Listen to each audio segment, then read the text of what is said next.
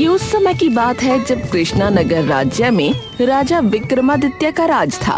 वो एक बहुत ही न्यायप्रिय और कर्मठ राजा थे। सर्दियां नजदीक थीं।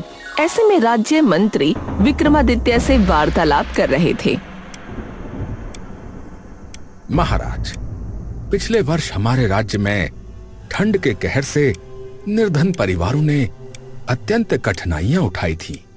ठंड की वजह से कई परिवारों ने अपनों को ठिठुर ठिठुर कर मरते हुए देखा था महाराज, क्योंकि उनके पास सर्दी से स्वयं को बचाने के लिए पक्के घर नहीं थे और ना ही गर्म कपड़े और बिस्तर इत्यादि थे। घर का तापमान ऊष्म रखने के लिए कोयले या लकड़ियों की व्यवस्था भी नहीं थी महाराज। ये तो अत्यंत दुख की बात है मंत्री जी। मंत्री जी, इस वर्ष किसी निर्धन परिवार को सर्दी की वजह से ऐसी परेशानी नहीं होनी चाहिए और ना ही सर्दी के कहर की वजह से किसी निर्धन की मृत्यु होनी चाहिए। हमारी तरफ से सभी निर्धन परिवारों को सहायता स्वरूप गर्म कपड़े और बिस्तर इत्यादि दिए जाएं। जिनके घरों की हालत ठीक नहीं है, उनके घरों की भी मरम्मत राजकोष से करवाई जाए।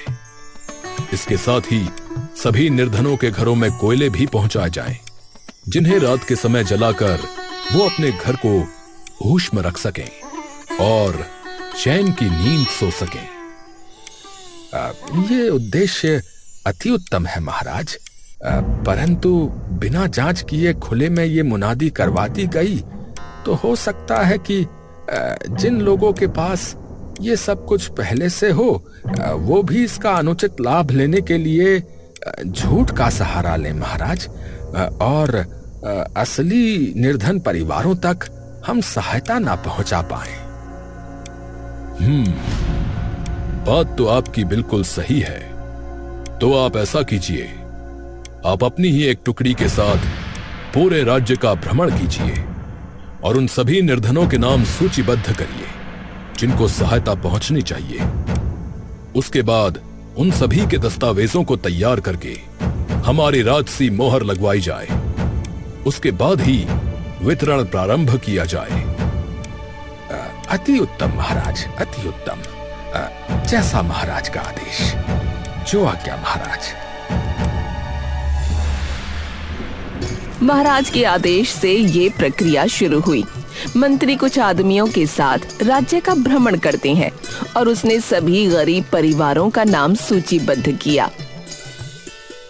महाराज, सारी प्रक्रिया कर ली गई है। अब तो मात्र उन दस्तावेजों पर आपकी राजसी मोहर लगनी बाकी है। फिर हम वितरण प्रारंभ कर देंगे महाराज। तो हम आज से ही मोहरें लगाने का कार्य प्रारंभ कर देंगे। उसी समय एक आदमी दरबार में हाजिर हुआ। महाराज की जय हो। महाराज विक्रमादित्य, मैं रामेश नगर के राजा और आपके ससुर शिवसेन का दूत हूँ। एक दुखद संदेश है महाराज।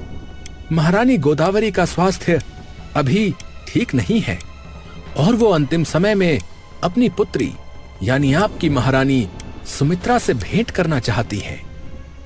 क्या माताश्री की तबीयत ठीक नहीं है? ये सुनकर महारानी की आंखों से आंसू बह निकले। महारानी, ये अश्रु बहाने का समय नहीं है। हमें अभी रामेश नगर के लिए प्रस्थान करना होगा।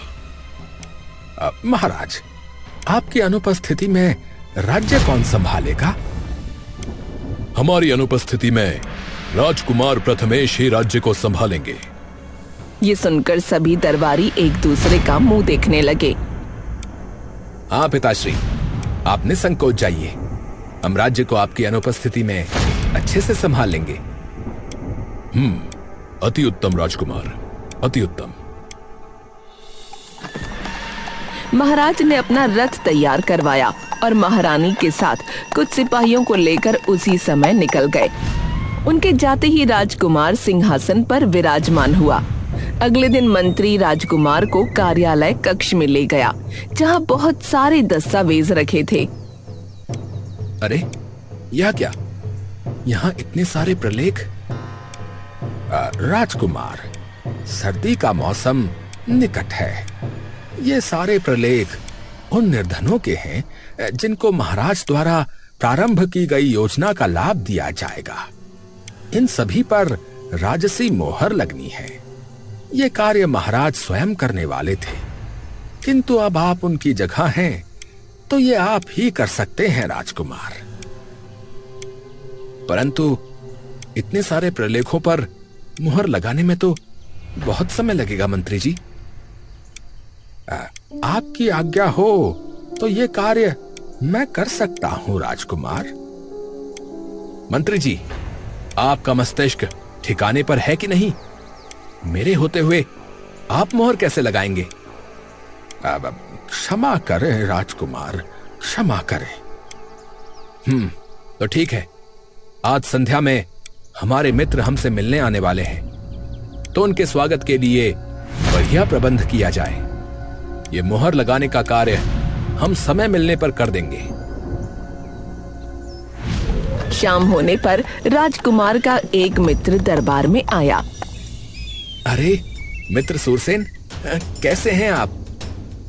एकदम अच्छा हूं मित्र। प्रसन्नता हुई कि तुम अब सिंहासन पर विराजमान हो। राजकुमार अपने मित्र से मिलकर बहुत खुश हुआ। दोनों ने आपस में खूब बातें की और मदिरा पान भी किया। सुबह होने पर मंत्री कार्यालय कक्ष में पहुंचा तो उसने पाया कि राजकुमार ने सिर्फ 15 दस्तावेजों पर ही मोहर लगाई थी। मंत्री को चिंता हुई और वो राजकुमार के कक्ष में पहुंचा। राजकुमार, ये तो मात्र 15 प्रलेखों पर ही मोहर लगी है राजकुमार। अभी तो ये 10% भी नहीं हुए। आपको दोपहर होने तक इन सब पर मोहर लगा देनी चाहिए थी। मंत्री जी, आप हमें इस तरह से आदेश नहीं दे सकते। अभी जितना कार्य हमने किया है, उन प्रलेखों का कार्य प्रारंभ करो। बाकी कार्य हम अपने मित्र के जाने के बाद पूरा करेंगे। मंत्री ने राजकुमार के आदेश का पालन किया। अगले दिन राजकुमार का एक और मित्र वहां आया और अब राजकुमार पहले से भी ज्यादा लापरवाह हो गया। मित्रों के साथ मदिरा पान करने और शतरंज खेलने में समय गुजारने लगा। राज्य का कोई भी कार्य ठीक से नहीं होता। इसी तरह एक माह निकल गया। अब महाराज भी महारानी के साथ वापस महल आ चुके थे। महाराज फिर से सिंहासन पर विराजमान हुए और एक आदमी दरबार में हाजिर हुआ। दुहाई हो महाराज, दुहाई हो। क्या हुआ महाशय? आप इतने परेशान क्यों हैं? महाराज मैं सत्यनगर से आया हूँ महाराज। हमारे नगर में महाराज लूटपाट जैसी घटनाएं नित्य हो रही हैं महाराज, नित्य हो रही हैं। एक गिरोह नगर में घूम रहा है महाराज। वो लोग हवा में कोई ऐसा पदार्थ छोड़ते हैं जिससे सामने वाले व्यक्ति मूर्छित हो जाते हैं महाराज, और फिर लूट जैसी घटना हो जाती है महाराज। ये तो अत्यंत गंभीर समस्या है। ऐसे में हमें कोई बड़ा कदम उठाना पड़ेगा। महाराज ने राजकुमार से कहा। राजकुमार, हमें लगता है कि इस गिरोह को पकड़ने का कार्य आपको देना सही होगा। जी पिताश्री, हमें बताएं कि हमें क्या करना है। हमें इस समस्या से निपटने के लिए एक योजना बनानी होगी। उसके बाद हम तय करेंगे कि आपको कैसे कार्य करना है। महाराज ने मंत्री से 2 दिनों तक अकेले में चर्चा की और फिर राजकुमार को बुलाया। राजकुमार, हमने योजना बना ली है। अगर गिरोह को यह पता चल गया कि आप उनका निरीक्षण करने के लिए नगर में उपस्थित हैं, तो वो सतर्क हो जाएंगे। इसीलिए हम चाहते हैं कि आप एक आम व्यक्ति बनकर इस गुत्थी को सुलझाएं। पिताश्री, लेकिन वो कैसे होगा? मंत्री जी। महाराज के इशारे पर मंत्री ने सामने रखे एक चित्र से कपड़ा हटाया। अरे पिताश्री, ये तो हमारा चित्र है। ये आपने कब बनवाया? ये चित्र आपका नहीं है राजकुमार। ये चित्र रामू नाम के एक श्रमिक का है, जो अपने परिवार के साथ सत्यनगर में एक छोटे से घर में रहता है। रामू? कौन रामू? और आप मुझे इसके बारे में क्यों बता रहे हैं? वो इसलिए क्योंकि तुम्हारा रंग रूप हूबहू इससे मिलता है। यही हमारी योजना का एक पात्र है। आप कल सुबह मंत्री जी के साथ सत्यनगर के लिए निकल जाएंगे। फिर हम इस व्यक्ति को अपने गुप्तचरों से उठवा लेंगे। उसके बाद आप इस व्यक्ति की जगह इसके घर में जाकर इसके परिवार के साथ रहेंगे। इस तरह आप सत्यनगर में रहकर यह पता लगाएंगे कि वो लूटपाट करने वाला गिरोह कौन है और वो ऐसा कार्य क्यों कर रहा है। जो आज्ञा पिताश्री। राजकुमार को एक रथ में बैठाया गया और 2 दिनों की यात्रा के बाद वो सत्यनगर पहुंचा। मंत्री ने उसे साधारण वस्त्र पहना दिए थे। राजकुमार, यहाँ से सीधे जाने के बाद एक कुआं आएगा। उस कुएं के सामने ही रामू का घर है। आप बेझिझक जाकर उसमें रहना प्रारंभ कर दीजिए। परंतु ये ध्यान रहे कि किसी को ये लेश मात्र भी शक नहीं होना चाहिए कि आप राजकुमार हैं। राजकुमार मंत्री की बात सुनकर आगे बढ़ गया। रात काफी हो रही थी। उसने देखा कि रामू के घर के बाहर एक औरत अपने बच्चे के साथ खड़ी हुई थी। कहाँ रह गए ये? अभी तक वापस नहीं लौटे। मुझे तो डर है कि कहीं इनको भी उस गिरोह ने लूट न लिया हो। तभी राजकुमार, जो कि अब रामू बन चुका था, वहां पहुंच गया। कहाँ थे आप? पता भी है मैं कितनी परेशान थी। लगता है यही रामू की स्त्री माधवी है। अरे बस क्या बताऊं, सत्यनगर में राजकुमार की सवारी निकल रही थी, इसलिए सभी रास्ते बंद कर दिए गए थे। उस नास पीटे राजकुमार को भी आज ही निकलना था। अगर वो न निकलता तो आप समय से घर पहुंच जाते। अरे माधवी, ये तुम क्या कह रही हो? वो हमारे राजकुमार है। हमें उनके बारे में ऐसे नहीं बोलना चाहिए।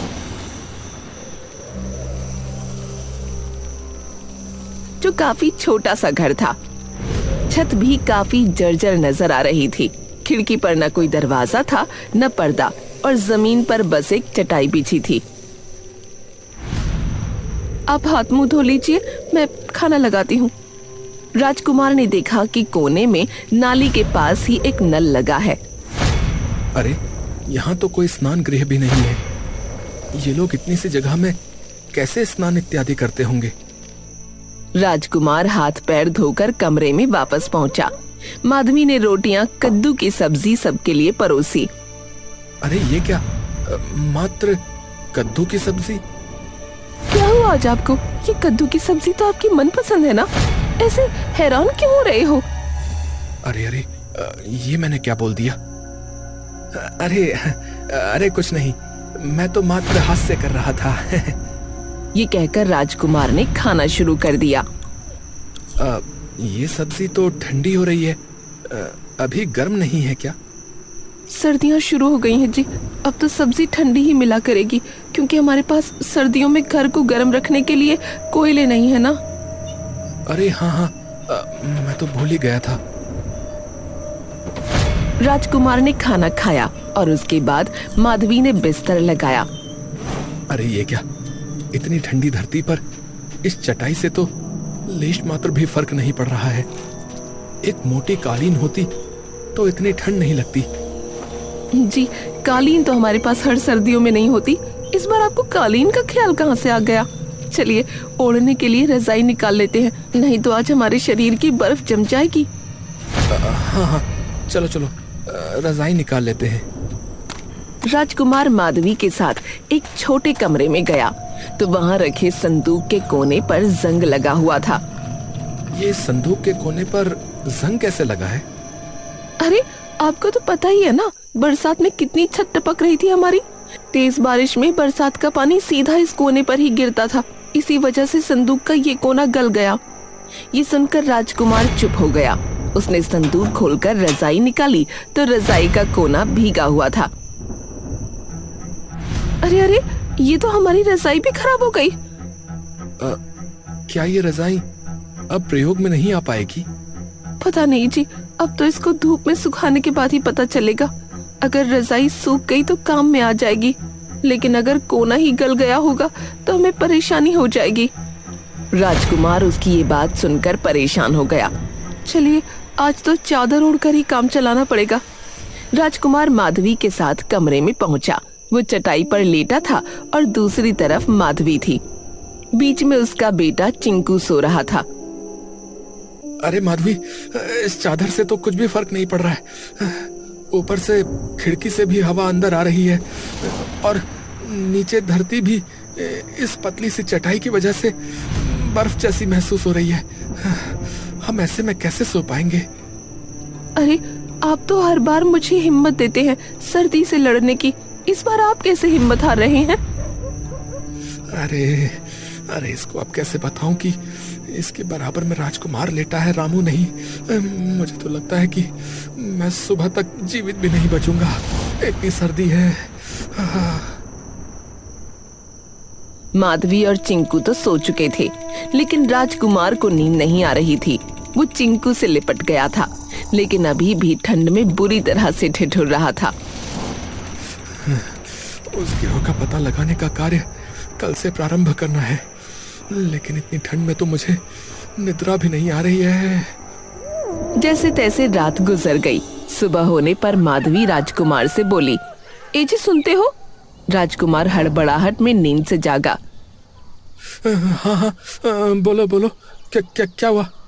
अरे घबराइए नहीं, मैं कह रही थी कि छत पर रजाई सूखने के लिए डाल देते हैं, दोपहर में धूप अच्छे से लगेगी तो सूख जाएगी। राजकुमार ने रजाई उठाई और माधवी के साथ छत पर गया। उसने देखा कि छत पर एक तरफ पानी भरा हुआ है। अरे ये क्या? छत तो स्वयं सूखी नहीं है, यहाँ रजाई कैसे सूखेगी? हाँ जी, इसकी मरम्मत हो जाती तो पानी इस तरह जमा नहीं होता। खैर अब इस पानी को सूत देती हूँ। माधवी ने झाड़ू उठाई और फिर पानी को सूतने लगी। उसके बाद उन्होंने रजाई सूखने के लिए छत पर फैला दी। चलिए मैं नाश्ता बना लेती हूँ, आप इतने नहा लीजिए। हाँ, मैं इतने में स्नान कर लेता हूँ। राजकुमार नहाना चाहता था। आंगन में एक नल, एक बाल्टी और डब्बा था। राजकुमार ने पानी को हाथ पर डालकर महसूस किया। अरे इतना ठंडा पानी, इसी से स्नान करना पड़ेगा क्या? राजकुमार ने अपने बदन पर पानी डाला तो उसकी घिघी बन गई। वो नहाकर जैसे तैसे कमरे में पहुंचा और चूल्हे के सामने बैठ गया। अरे क्या हुआ आपको? अरे माधवी, पानी तो बर्फ से भी ठंडा निकल रहा था। हाँ तो क्या हुआ, हम तो रोजाना ठंडे पानी में ही नहाते हैं। आप कोई राजकुमार थोड़े ही हो जो आपको गर्म पानी वाला स्नान गृह मिलेगा। ये सुनकर राजकुमार भी हंसने लगा।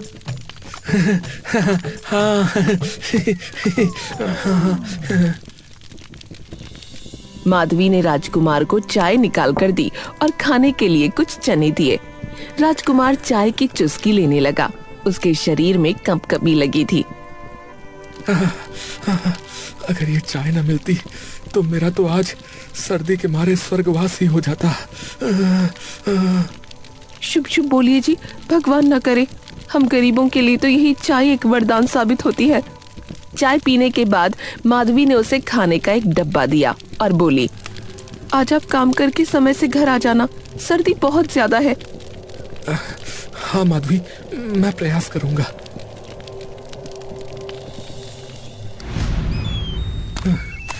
मंत्री जी ने कहा था कि मुझे यहाँ एक व्यक्ति मिलेगा जो मुझे आगे की योजना के बारे में बताएगा। राजकुमार डब्बा लिए घर से निकला और फिर बाजार में जाकर चौराहे पर बैठ गया। राजकुमार वहां बैठा उस आदमी के आने का इंतजार करने लगा, लेकिन दोपहर होने तक भी उससे वहां मिलने कोई नहीं आया। अरे बाप रे, अभी तक भी कोई नहीं आया। बहुत भूख भी लगी है, अब पहले भोजन ही ग्रहण कर लेता हूँ। हाँ। राजकुमार ने खाना खाने के लिए डब्बा खोला। उसके अंदर कुछ हरी मिर्च, 2 प्याज, 1 गुड़ की डली और 4 रोटियां रखी थीं। हे भगवान, ये भी कोई खाना है? राजकुमार को बहुत भूख लगी थी, लेकिन गुड़ और प्याज से रोटी कैसे खाए उसको ये समझ नहीं आ रहा था। बेटा बेटा एक रोटी दे दो बेटा, बहुत भूख लगी है, 2 दिन से कुछ नहीं खाया बेटा। हाँ, क्यों नहीं बाबा, आइए बैठिए। राजकुमार ने उसे बैठाया और डब्बा उसके सामने रख दिया। बूढ़े ने पहले रोटी उठाई, फिर गुड़ की डली के 2 टुकड़े किए और फिर प्याज को रोटी पर रखकर हथेली मारकर उसे फोड़ा। राजकुमार उसे बड़े गौर से देख रहा था। बूढ़ा फिर जिस तरह से प्याज से रोटी खाने लगा, राजकुमार भी उसी की देखम देख रोटी खाने लगा। राजकुमार का पेट भर गया और बूढ़ा भी अब भूखा नहीं था।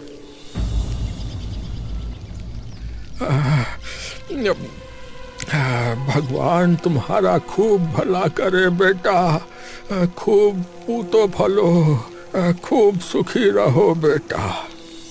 राजकुमार रात होने पर घर पहुंचा और उसने 5 मोहरें माधवी को दी। ये लो माधवी, आज की कमाई। अरे वाह, आज तो आपको बड़े अच्छे पैसे मिल गए जी। अरे नहीं, कहीं मैंने अधिक मोहरें तो नहीं दे दी। चलिए रजाई उतार लाते हैं, वरना ओस से पूरी तरह भीग जाएगी। सभी ने एक साथ खाना खाया और फिर सोने के लिए बिस्तर पर आ गए, लेकिन रजाई ओढ़ने के बाद भी उसे सर्दी लग रही थी। अरे माधवी, रजाई से तो अभी भी हवा भीतर आ रही है। हाँ जी, रजाई काफी पुरानी हो गई है, इसलिए रुई कहीं कहीं से टूट रही है। अब तो इन सबको झेलते हुए ही रात गुजारनी पड़ेगी। ये लोग कितने हिम्मत वाले हैं।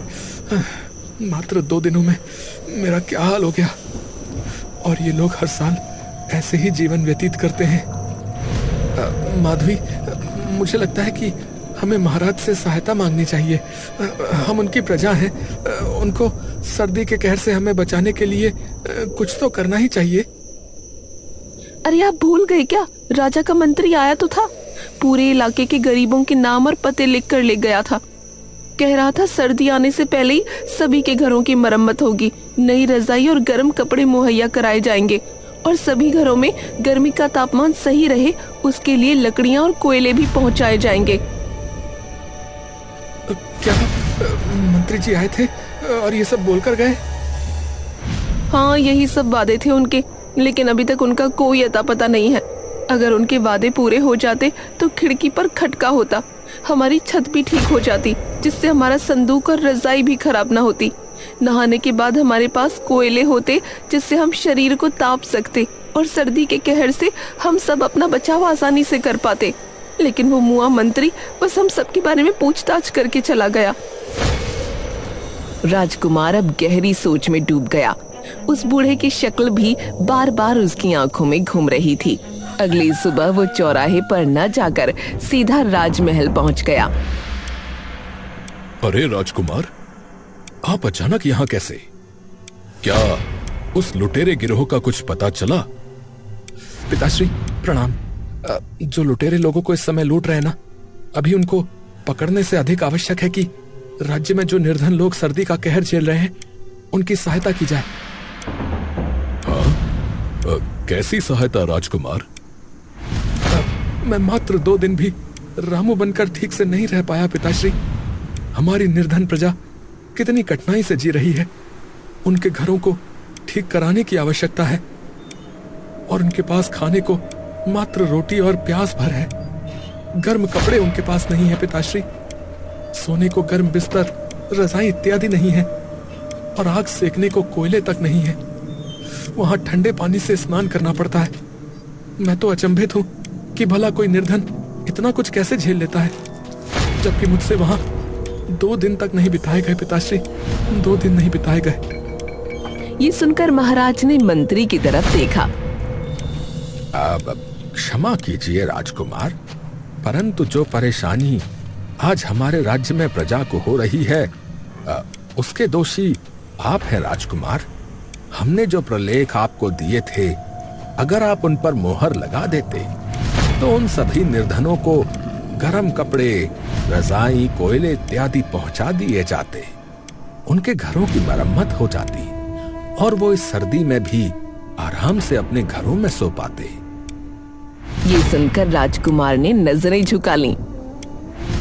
मंत्री जी, अब हमें अपने आप से घृणा हो रही है। हमारी लापरवाही की वजह से प्रजा ठंड का कहर झेल रही है। तो अब क्या आदेश है राजकुमार? मैं उन सभी प्रलेखों पर मोहर लगाने का कार्य आज ही प्रारंभ करता हूं। आप शीघ्र अतिशीघ्र योजना का लाभ प्रजा तक पहुंचाना प्रारंभ करें।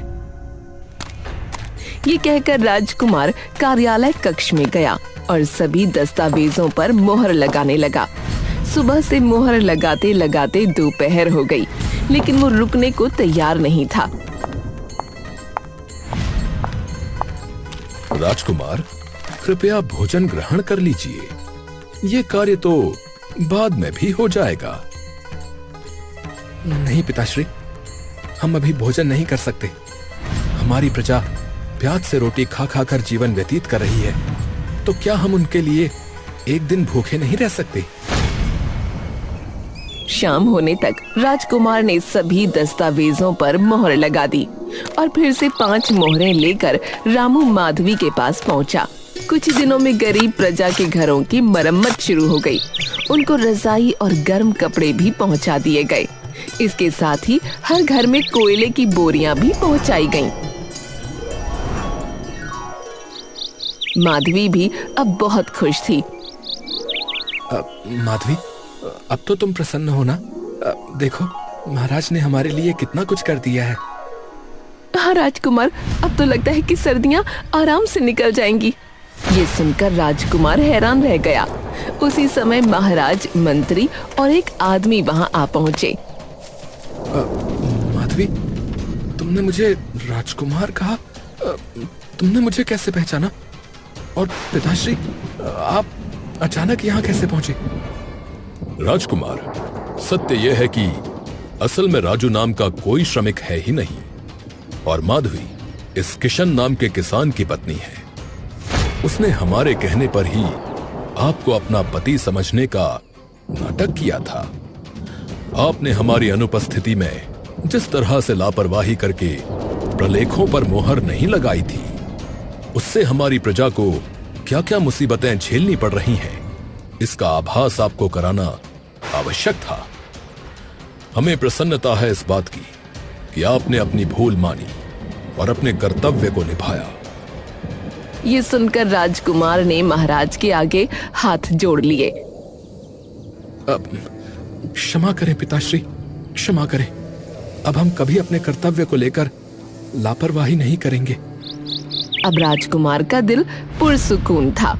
राजकुमार आज भी खाना खाते समय जब प्याज की तरफ देखता है तो उसे याद आ जाता है कि कड़कती सर्दी में कभी इसी प्याज ने उसकी भूख मिटाई थी।